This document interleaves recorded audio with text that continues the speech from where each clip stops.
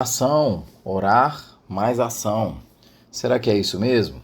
Olá, hoje é terça-feira, dia 14 de novembro de 2023. Nós estamos aqui para dar continuidade aos estudos bíblicos. Nossos 3 recadinhos antes, você sabe, o primeiro deles. Por que nós estamos fazendo isso? Estamos lendo um capítulo da Bíblia por dia e deixamos sempre aqui nos canais digitais da igreja um breve áudio com um trecho desse capítulo ou com o capítulo inteiro para que você tenha mais informação sobre o texto bíblico. Ouça, compartilhe com seus amigos para que eles possam ser edificados. Faça isso. Além disso, a gente tem sempre estimulado as pessoas a comprarem a Bíblia 365. Ela pode te ajudar a ter uma leitura sistematizada do texto bíblico. Eu tenho batido muito nessa tecla e eu creio que seria muito importante que você pudesse fazer essa compra, porque ela vai te ajudar muito a ler a Bíblia.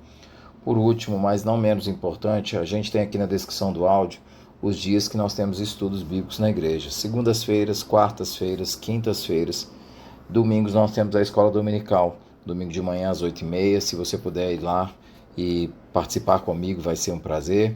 E também temos às 17 horas a escola dominical. Queria deixar meu abraço aqui a Silvana, que sempre ouve os estudos, está sempre lá na escola dominical. E ela fez aniversário nessas últimas semanas e eu esqueci de dar um abraço a ela aqui. Então fica meu abraço, Silvana. Nós vamos ler hoje Isaías 37, dos versículos 8 a 38, um trecho mais grandinho, né? Maiorzinho. Mais grandinho é feio, né? Um texto maiorzinho. Vamos ler esse texto maiorzinho, eu peço sua paciência. Mas o tema do texto é oração. Orar mais ação. É isso mesmo? Quantas vezes a gente já não ouviu isso na igreja, né? Que a oração envolve orar mais agir. Mas será que a ideia é essa mesmo? De orar mais agir? Vamos ler Isaías 37, do versículo 8 até o versículo 38. Diz assim: Quando o comandante de campo soube que o rei da Síria havia partido de Laquis, retirou-se e encontrou o rei lutando contra Libina. Ora, Senaqueribe foi informado de que Tiraca, o rei da Etiópia, saíra para lutar contra ele. Quando soube disso, enviou mensageiros a Ezequias com essa mensagem: Digam a Ezequias, rei de Judá: Não deixe que o Deus no qual você confia o engane quando diz: Jerusalém não será entregue nas mãos do rei da Síria. Com certeza você ouviu que os reis da Síria têm feito a todas as nações e como as destruíram por completo. E você acha que se livrará? Acaso os deuses das nações que foram destruídas pelos meus antepassados os livraram? Os deuses de Gozã, de Arã, de Rezef, os descendentes de Éden, que estavam em Telassar? Onde estão o rei de Amate, o rei de Arpade, o rei da cidade de Serfavaim, de Ena e de Iva? Ezequias recebeu a carta das mãos dos mensageiros e a leu. Então subiu ao templo do Senhor, abriu-a diante do Senhor e orou: Senhor dos exércitos, Deus de Israel, cujo trono está entre os querubins, só tu és Deus sobre todos os reinos da terra. Tu fizeste os céus e a terra. Dá ouvido, Senhor, e ouve. Abre os teus olhos, Senhor, e vê. Escuta todas as palavras que Senaqueribe enviou para insultar o Deus vivo. É verdade, Senhor, que os reis assírios fizeram de todas essas nações e de todos os territórios no deserto. Atiraram os deuses delas no fogo e as destruíram, pois em vez de deuses não passaram de madeira e pedra moldados por mãos humanas.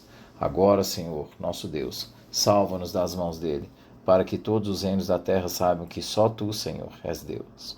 Então Isaías, filho de Amós, enviou essa mensagem a Ezequias: Assim diz o Senhor, Deus de Israel: Ouvi sua oração acerca de Senaqueribe, rei da Síria.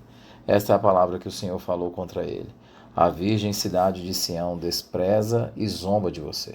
A cidade de Jerusalém meneia a cabeça enquanto você foge. De quem você zombou e contra quem blasfemou? Contra quem você ergueu a voz e contra quem levantou seu olhar arrogante? Contra o Santo de Israel. Sim, você insultou o Senhor por meio dos seus mensageiros, dizendo: Com carro sem conta subi os mais elevados e inacessíveis cumes do Líbano. Derrubei os seus cedros mais altos e os seus melhores pinheiros. Entrei em suas regiões mais remotas, na melhor parte de suas florestas. Em terras estrangeiras cavei poços e bebi água. Com as solas dos meus pés sequei todos os riachos do Egito. Você não soube que há muito eu já o havia ordenado, que desde os dias da antiguidade eu o havia planejado? Agora eu o executo e faço você transformar cidades fortificadas em montões de pedra. Os seus habitantes, já sem forças, desanimam-se envergonhados. São como pastagens com brotos tenros e verdes, como capim do terraço queimado antes de crescer. Eu, porém, sei onde você está quando sai e quando retorna. e quando você se enfurece contra mim. Sim, contra mim você se enfurece. O seu atrevimento chegou aos meus ouvidos. Por isso, porei o meu anzol no seu nariz e o meu freio na sua boca, e farei voltar pelo caminho por onde veio. A você, Ezequias, darei esse sinal. Neste ano, vocês comerão do que crescer por si, e no próximo, o que daquilo brotar. Mas o terceiro ano semeie e colhe, plantem vinhas e comam o seu fruto. Mais uma vez, um remanescente da tribo de Judá lançará raízes na terra, e se encherão de frutos os seus ramos. De Jerusalém sairão sobreviventes e um remanescente de Monte Sião. O zelo do Senhor dos Exércitos realizará isso. Por isso, assim diz o Senhor acerca do rei da Síria: ele não entrará nessa cidade, não atirará aqui uma flecha sequer. Não virará diante dela com escudo, nem construirá rampas de cerco contra ela. Pelo caminho por onde veio voltará, não entrará nessa cidade, declara o Senhor. Eu defenderei essa cidade e a salvarei, pelo amor de mim e por amor de Davi, meu servo. Então o anjo do Senhor saiu e matou 185.000 homens no acampamento assírio. Quando o povo se levantou na manhã seguinte, só havia cadáveres. Assim Senaqueribe, rei da Síria, fugiu do acampamento, voltou para Nínive e lá ficou. Certo dia, quando estava adorando no templo de seu deus Nisroque, seus filhos Adramelec e Sarezer o feriram a espada e fugiram para a terra de Ararat. E seu filho Esar-Handon foi o seu sucessor. Texto grande, não é? O capítulo 37 de Isaías faz eco daquilo que a gente tratou no capítulo 35. No capítulo 35, Deus fala fortalecer, para que os homens fortalecessem as suas mãos cansadas e os seus joelhos vacilantes. Lá os ouvintes de Isaías deveriam levantar as suas mãos sem oração. Lembre-se que lá em 35 eu falei que uma das formas de ler é no contexto exato de Isaías. Isaías sabe todo o esforço que esse povo vai ter e o sofrimento que esse povo terá pela frente, porque será exilado. Mas ainda assim esse povo pode confiar na graça de Deus e levantar as suas mãos. Não é diferente aqui. Toda Judá está praticamente destruída, apenas Laquis e Jerusalém ainda estão de pé. E o que vai acontecer é que Ezequias vai orar diante do desafio que é posto a ele pelo rei da Síria. Ezequias vai fazer exatamente isso. Ele vai levantar suas mãos em oração para clamar a Deus pelo socorro em meio ao cerco em Jerusalém. Deus vai agir com graça e vai o libertar. Mas veja, a libertação vem pela mão graciosa de Deus, mas o próprio Deus foi quem usou a Síria para castigar Judá. Então, nós vemos que tem uma temática recorrente no livro de Isaías, em que Deus disciplina o seu povo, mas age graciosamente com ele. Esse texto gigante que eu li aqui, ele pode ser dividido da seguinte forma: entre os versículos 8 e 13, o rei assírio Senaqueribe tem que lidar com os problemas na cidade de Líbina. Então ele envia uma carta para o rei Ezequias. Entre os versículos 14 e 20, Ezequias vai ao templo e faz a sua oração. Ele pega a carta e faz uma oração. Entre os versículos 21 a 25, Isaías vai proferir uma sentença longa contra Senaqueribe. A zombaria que ele zombou o Senhor agora vai vir sobre ele. Isso está no versículo 22. Diz assim: a virgem de Sião, Jerusalém, despreza e zomba de você. A cidade de Jerusalém meneia a cabeça enquanto você foge. Nos versículos 26 a 29, Isaías anuncia o veredito sobre o atrevimento dos assírios. Entre 30 e 32, Isaías prediz ao rei Ezequias que a situação em breve vai mudar, porque Deus, o Senhor de todas as coisas, vai colocar a Assíria no seu lugar. Nos versículos 33 a 35, eles mostram o destino de Senaqueribe. E o versículo 36 a 38 fazem o encerramento. De maneira assombrosa, porque aqui nós temos uma teofania, nós temos o anjo do Senhor, nós temos a representação do próprio Jesus Cristo no versículo 36. Então o anjo do Senhor saiu e matou 185.000 homens. Eu gostaria de destacar 2 pontos aqui nesse estudo, rapidamente. Primeiro, a reação de Ezequias. Ao invés de discutir a ameaça de Senaqueribe ou pensar em alguma outra estratégia, o que ele já havia feito tantas vezes, Ezequias parece agora um homem que está com o coração quebrantado, ouvindo a voz de Deus e ouvindo aquilo que Isaías falou com ele recorrentemente. Então o que ele faz? Ele se estende perante o Senhor. Ele vai e se estende. Ezequias, versículo 14, recebeu a carta das mãos dos mensageiros e a leu. Então subiu ao templo do Senhor, abriu-se diante do Senhor e orou. Ali ele se estende e ora ao Senhor. Não em um cômodo particular. Ele foi à casa do Senhor, ele foi ao templo. Ezequias apela para a honra de Deus. Ele sabe muito bem ele sabe muito bem que Deus já sabe todas as coisas, ele sabe muito bem que Deus sabe que está sendo desonrado pelos assírios, mas ao orar, Ezequias expõe a sua dificuldade e a entrega a Deus. E ele diz literalmente a Deus: tu somente tens o domínio. Quando Ezequias entrega a Deus, ele está ao mesmo tempo reconhecendo que Deus é o único que pode e reconhecendo que ele não pode. Então Ezequias coloca nas mãos do Senhor a dificuldade que ele tinha e diz: Deus, essa dificuldade que eu tenho, eu coloco nas tuas mãos. Agora ela é sua também, Deus, porque o Senhor tem uma aliança com esse povo.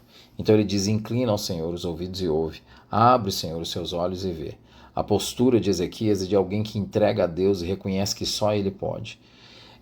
Eu gosto sempre de pensar na antítese. Quando alguém chega até Deus e põe até Deus alguma coisa e fala: Deus, só o Senhor pode, ao mesmo tempo essa pessoa está reconhecendo que ela mesma não pode. Ela está reconhecendo seu fracasso, ela está reconhecendo a sua falibilidade, ela está reconhecendo que ela não consegue lidar com a situação difícil. E é muito, muito bonito no texto que a resposta da oração de Ezequias, ela não vem, em primeiro lugar, com o rei assírio fugindo. Ela vem com Deus trazendo a palavra por meio do profeta. Antes da ação divina vem a palavra. E nessa palavra eu preciso crer. Então veja, Ezequias ora, Deus responde por meio da palavra que Isaías dá. Deus não responde por meio da fuga dos assírios em primeiro lugar. Ele responde por meio da palavra. E, portanto, é necessário crer.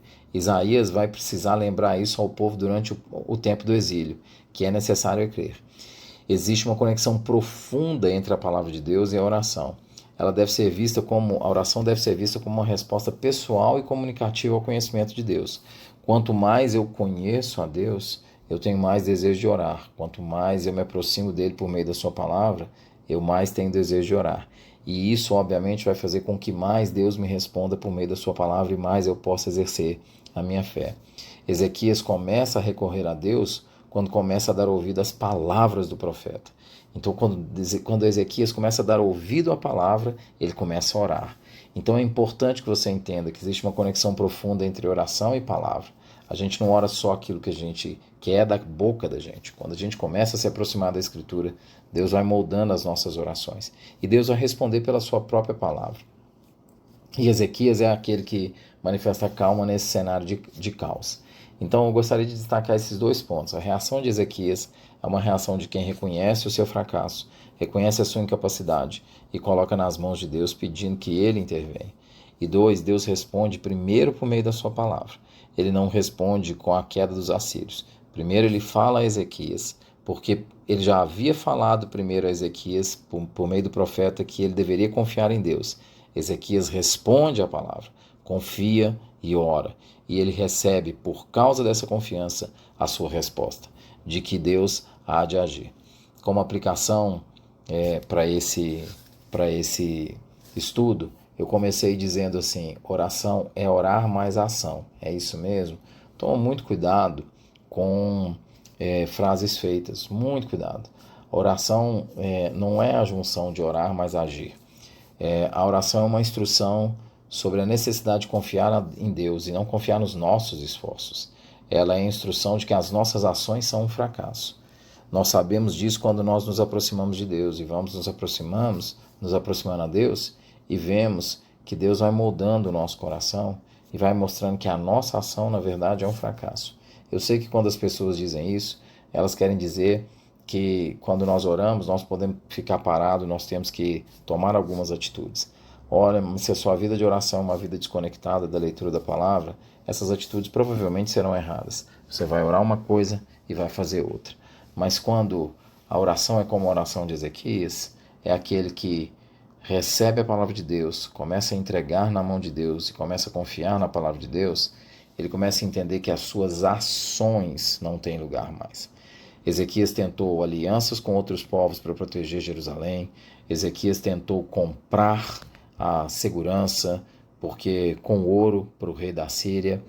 E então tudo isso era Ezequias agindo, até o momento que Ezequias entendeu que ele precisava de confiar. Mas a oração que funciona é a oração de uma vida consistente. Vai lá no estudo que eu fiz em Isaías 30, ouça ele de novo, que você vai entender um pouco mais sobre essa questão de consistência. Então, dois ensinamentos básicos. Ezequias reconhece e clama a Deus. E quando ele clama, a resposta vem primeiro por meio da palavra, não por meio do evento. Primeiro, por meio da palavra. Então, orar não é orar, mas agir. Orar é o reconhecimento de que eu não posso agir, de que o meu Deus é aquele que age, que o meu Deus é aquele que faz. É óbvio que eu vou continuar vivendo a minha vida, vou continuar vivendo os meus dias e vou continuar tomando as atitudes guiado por Deus. Mas isso só acontece quando eu estou imerso numa vida consistente de oração. Que Deus te abençoe.